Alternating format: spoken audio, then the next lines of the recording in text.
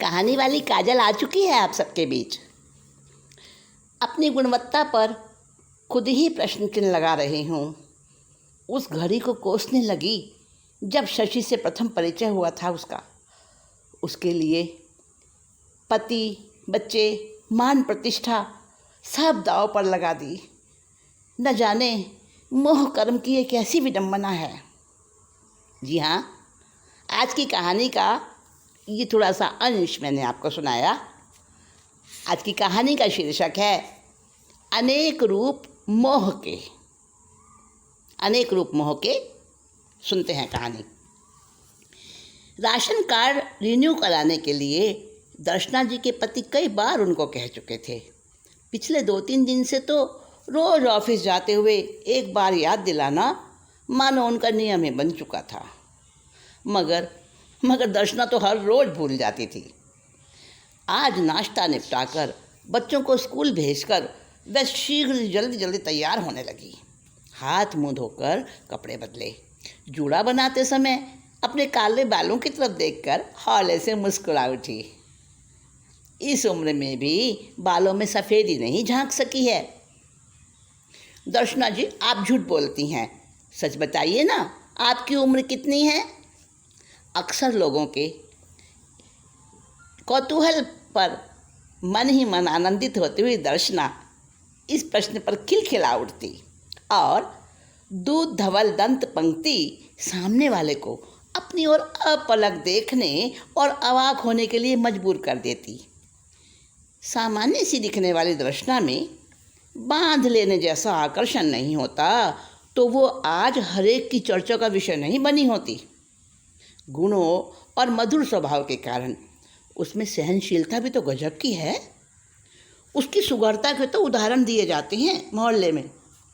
पीहर पक्ष से भी अधिक ससुराल वालों की चहेती इन्हीं गुणों की वजह से तो बनी है वो। और तो और पहली पत्नी से उत्पन्न बच्चे भी दर्शना को अपनी सगी माँ से भी बढ़कर मानते हैं। बड़के की बहू तो उसकी फ़ोटो की पूजा करती है। मम्मी जी कहते उसकी ज़बान सूखती है। मम्मी जी का थूका हुआ कोई नहीं उड़ांगता। पति भी उस पर जान छिड़कते हैं। घर बाहर सभी में दर्शना की मान प्रतिष्ठा है। ऐसी सुखी जिंदगी जीने वाली दर्शना के पास बोला बुढ़ापा आए भी तो कैसे। बुढ़ापा तो रोने घुटने वालों के पास ही दौड़ता हुआ आता है। भीतर और बाहर से स्निग्ध बनी हुई दर्शना पास पड़ोस और मिलने वालों के दिल में मीठी मीठी ईर्ष्या हर समय जगाती रहती है। तेज शोर से दर्शना की चिंतन धारा टूटी। पड़ोसी के बच्चों में झगड़ा हो रहा था। उनकी माँ लड़की को जोर से डांट रही थी। कितनी बार समझाया है कि तू बड़ी है, छोटे भैया से ईर्ष्या मत किया कर। देखती नहीं नीलू कैसी सयानी है। तू उससे 2 बरस बड़ी है, मगर अक्ल नाम की चीज़ नहीं तुझमें। दर्शना सुनकर गर्व से सोचने लगी, ठीक ही तो कहती है। मेरी नीलू कितनी समझदार है। मेरे बच्चों की बुद्धि, अनुशासन और विनय प्रेम सब कुछ उच्च कोटि का है, नंबर 1। घड़ी ने एक एक करके 11 बजा दिए। चौंक कर दर्शना उठी, अपने मेकअप को लास्ट टच दिया और साड़ी बांधने लगी। इस भयंकर गर्मी में बाहर निकलने का मन ही नहीं होता। लेकिन भला हो सरकार का, राशन कार्ड से राशन मिलने के दिन तो अब लद गए, मगर फिर भी उसकी उपयोगिता कम नहीं हुई है। नए कानून कायदों के अनुसार जब तब राशन कार्ड की ज़रूरत पड़ती ही रहती है। 2 मिनट का काम, लेकिन धूप में झुलसते हुए जाना तो अवश्य ही पड़ेगा। उधर की तरफ के कई और भी काम आज निपटा लेने चाहिए। ऐसा विचार करके दर्शना ने आवश्यक चीज़ें अपने बैग में रखीं, ताला लगाया और चल दी। राशन कार्ड ऑफिस में पहुंची तो साहब अपनी सीट से नदारद थे। 8-10 लोग तो उससे पहले ही खड़े थे। वो भी अपने नंबर से पीछे जाकर बैठ गई। थोड़ी दूर तक दृष्टि जाती, फिर लौट आती। बीच बीच में कोई परिचित चेहरा दिखने पर होंठ मुस्कुराते, अभिवादन को हाथ उठते यंत्र चालित रूप से। फिर वही ऊब भरी प्रतीक्षा। बैठे बैठे उबासियाँ आने लगी। लोग आपस में खुसर पुसर कर रहे थे। लगता है साहब आज नहीं आएंगे। दर्शना उठने को तत्पर हुई। तभी प्लीज़ आपके पास पेन होगा? एक नवयुवक उसी से पूछ रहा था। मन में बुरी तरह झुंझला गई। उफ, कैसे लोग होते हैं, ऑफिस में आते हैं मगर पेन भी साथ नहीं लाते। खुद पर जब्त रखकर उसने पेन दे दिया। युवक अपने अधेड़ पिता के साथ एक कागज़ के ऊपर 2-3 स्थानों पर हस्ताक्षर कराता रहा। तब तक वो अनमनी सी खड़ी रही। कुछ ही पलों के बाद पेन लौटाकर वो धन्यवाद देने लगा और पूछ रहा था, आप यहीं रहती हैं? मैंने आपको पहले भी देखा है। दर्शना ने संक्षेप में अपना परिचय दे दिया। युवक बोला, मैं भी समीप के गांव में अपने इन ताऊजी के पास रहता हूँ। वैसे शहर में भी एक बड़ा मकान है और गांव में तो खेती बाड़ी है ना। अच्छा, तो ये आपके ताऊजी हैं? मैं तो समझी थी आपके पिताजी हैं। माँ पिताजी तो मेरे बचपन में ही छोड़ गए थे। एक छोटी बहन अपने ससुराल में है। हम दोनों भाई बहनों को इन्हीं ताऊजी ने ही पाला है। ये सुनकर दर्शना का मन बड़ा द्रवित हो गया। नवयुवक से उसका नाम, बहन का नाम आदि पूछा। कुछ दूर पर खड़े ताऊजी उन दोनों की बातें खत्म होने की प्रतीक्षा में थे।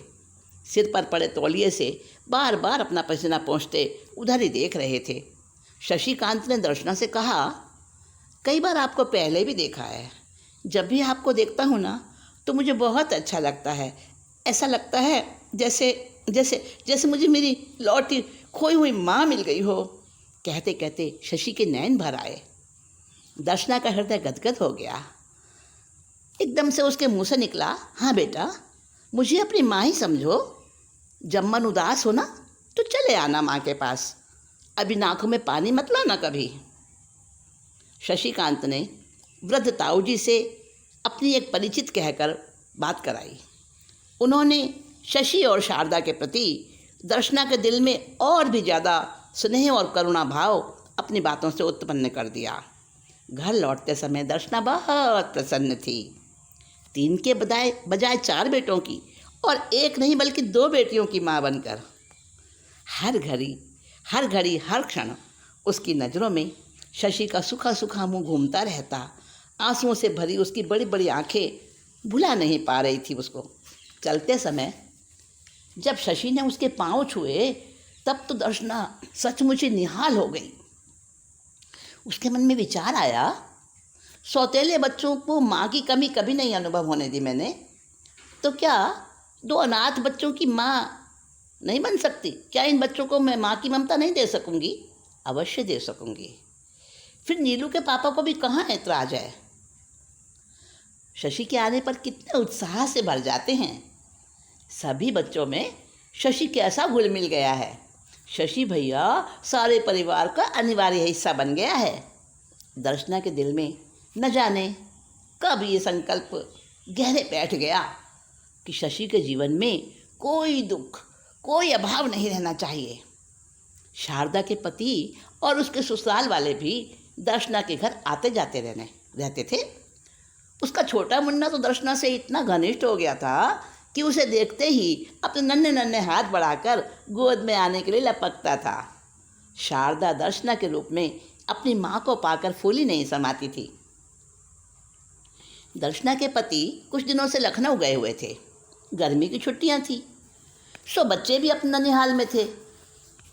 दर्शना सबके आग्रह को टालकर घर में ही रही, उनके साथ नहीं गई।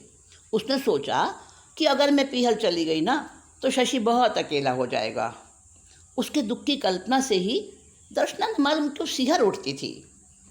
सुरसा के मुख जैसी गर्मी की दोपहर अकेले घर में उसे बड़ी बोझिल मालूम देती थी। मगर जब कभी शशि का हंसता मुस्कुराता मुखड़ा देखती था तो उसके रेतीले मरुस्थल में ठंडी बयार जैसा सुख उसे असीम संतोष से भर जाता।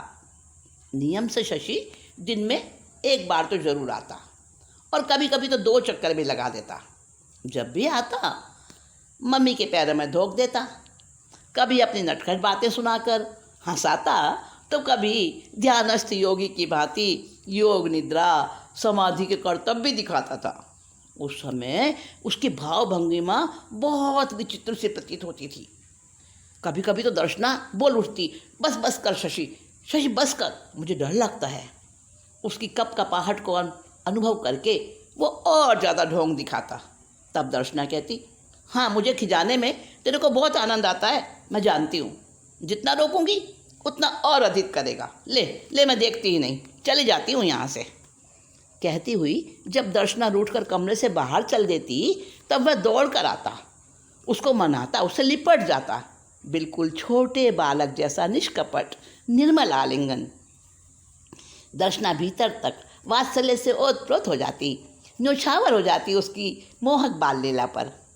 कभी शशि रूठ जाता तो सबकी जान ही आफत में फंस जाती। वह न बोलता न कुछ खाता पीता, बस हठ योगी की तरह त्राटक किए हुए मौन बैठा रहता। अब पूरा घर परेशान। उसे खिलाए बिना किसी के मुंह में कौर कैसे जाए भला।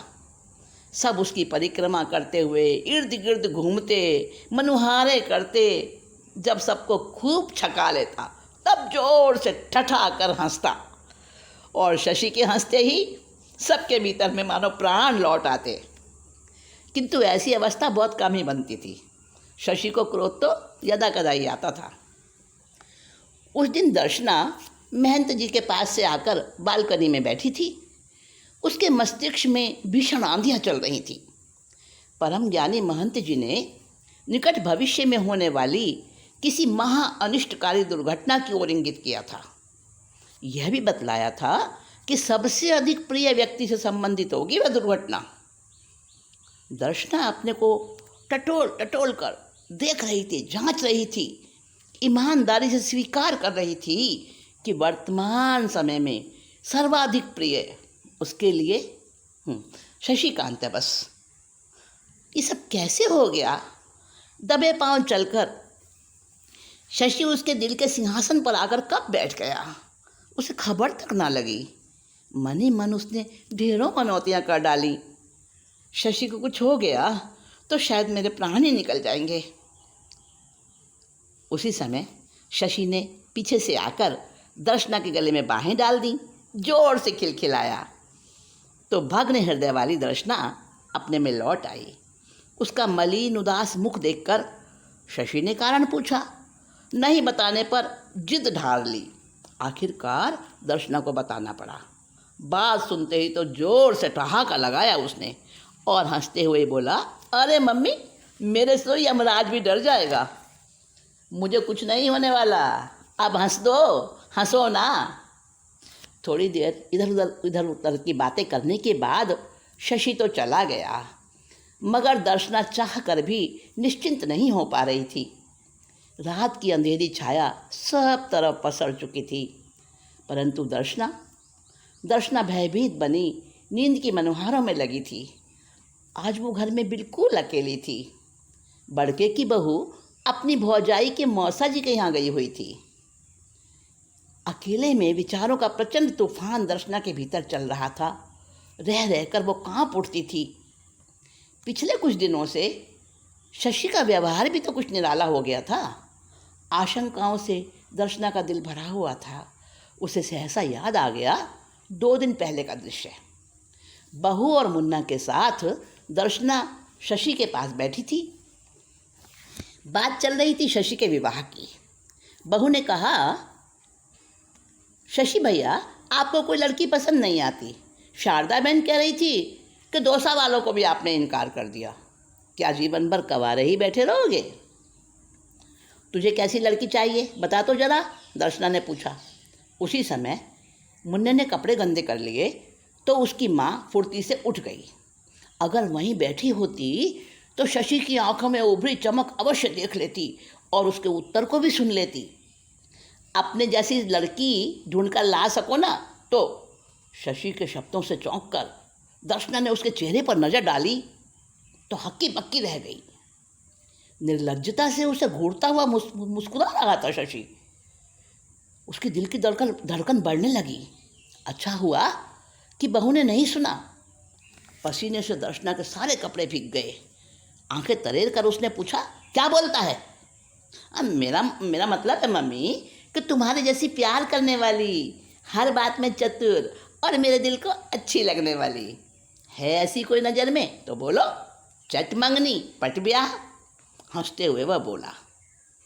शशि इसी तरह की दो अर्थ वाली बातें कई बार कह जाता है और दर्शना घंटों तक उन बातों के अर्थ में विश्लेषण में खोई रहती, पर सुलझा नहीं पाती थी। साथियों, आज इस कहानी का पहला भाग मैंने आपको सुनाया है और इसका आगे का भाग, आगे की कहानी सुनने की आपकी उत्सुकता, जिज्ञासा मुझे पता है बहुत ज़्यादा बढ़ रही होगी।